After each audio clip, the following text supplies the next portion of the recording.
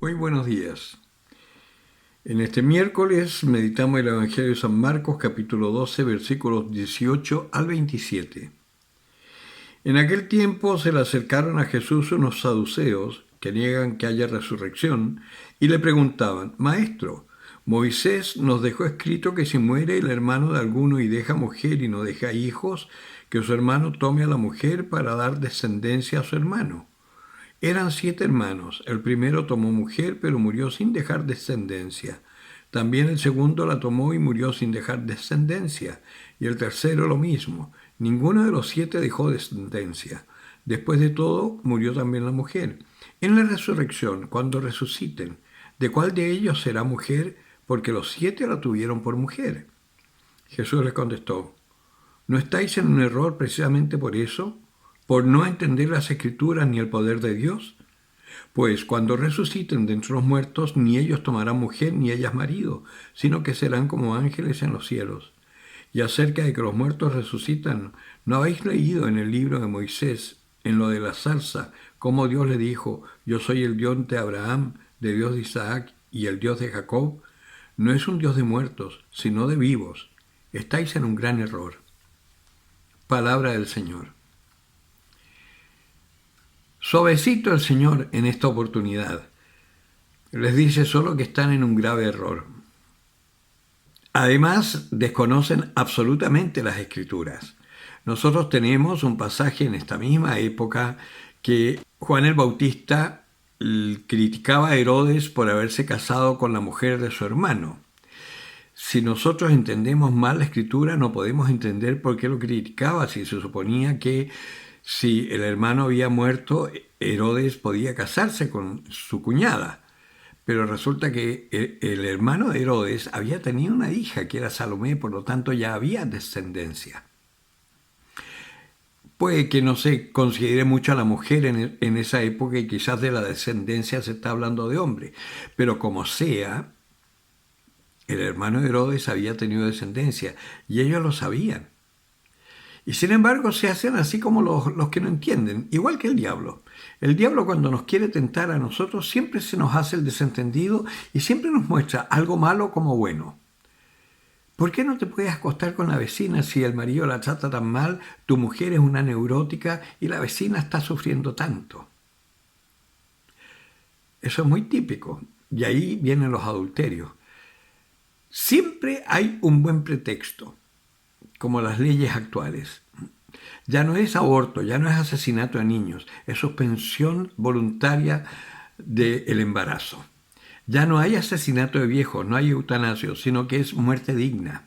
En fin, si nosotros vemos, hay un lenguaje malintencionado que Jesús lo tiene que sufrir también, igual como lo tenemos que sufrir nosotros. En este caso, eran los jerarcas de su iglesia, una parte, los que no creían en la resurrección. Acuérdense que en Israel estaban los fariseos y los saduceos. Los saduceos no creían en la resurrección, los fariseos sí. Bueno, pero eran dos facciones religiosas, legales, digamos, que un poco acá podemos decir los que están por la ortodoxia de la fe, según el magisterio y la iglesia, según la doctrina de los papas, y los que están con las ideologías de la liberación, por ejemplo. Son dos facciones en la iglesia que son bien distintas, pero conviven en la misma iglesia. De esta misma forma, los fariseos y los saduceos convivían en la misma iglesia. Y tantos unos como otros atacaban al Señor. Unos porque hacía cosas que no eran lícitas hacer en sábado, no cumplía la ley. Estos otros burlándose de la ley. Así estamos nosotros. ¿Qué tenemos que hacer? La actitud de Cristo. No tenemos por qué polemizar. No tenemos por qué discutir. Les podemos decir: no, estás equivocado, punto. Pero llegar ahí a la discusión y a tratar de hacerlos entender algo, no lo van a entender, porque además hay una malicia de por medio. Hay un deseo expreso de caminar por esos caminos aún sabiendo que son equivocados. A mí me consta que hay algunos ex compañeros míos de los partidos socialista y comunista de mi época que entraron a los seminarios, que a mí me pareció una estupidez porque yo estaba tan en contra de la iglesia y veía tanta corrupción ya en esa época. soterrada, pero quien estaba dentro de la iglesia, quien había estudiado en colegios católicos podía saberlo, que yo decía, esta se cae por su propio peso. Lo que no sabía era que Dios la sostenía, por lo tanto, es difícil que se caiga la iglesia pese a todos nosotros. Pero Dios permite que haya estas corrientes internas precisamente para que nosotros nos probemos en nuestra fe. ¿Realmente creemos en Dios? ¿Realmente creemos en su poder? ¿Realmente creemos en la resurrección? Y acá el Señor nos está diciendo cómo hacer la resurrección. Una resurrección plena con cuerpo, vivos, aunque de una forma diferente. Y San Cipriano, en su tratado sobre la muerte, dice algo que a mí siempre me ha emocionado y me ha llenado de consuelo, porque de alguna manera es lo que yo siempre deseé conocer, esto de que en el cielo nos vamos a encontrar con nuestros seres queridos. Y San Cipriano dice, allá nos podremos abrazar. Vale decir, está hablando de personas. Qué esperanzador ver que toda esta maravilla y este ser que además dentro de nuestro corazón tenemos ese anhelo de la trascendencia, poder comprobar que eso no es absurdo, que eso es, que el ser humano está llamado para la trascendencia, que el ser humano está llamado para la felicidad. ¿Cómo no alegrarse entonces viendo esta maravilla de nuestra fe que el Señor nos está diciendo? Ánimo, yo he resucitado para que vosotros tengáis vida eterna. Si hay algunos que no creen en la resurrección, no importa. Lo importante es que lo creas tú. Y que vivas así, profundamente tu fe.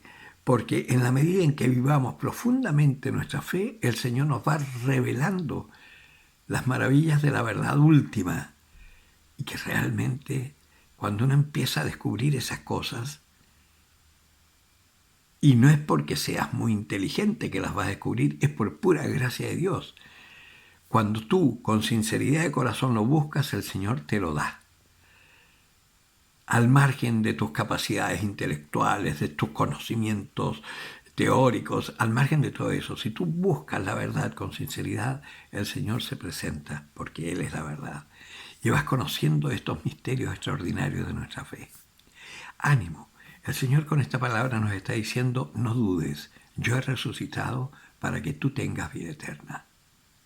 El que tenga oídos para oír, que oiga.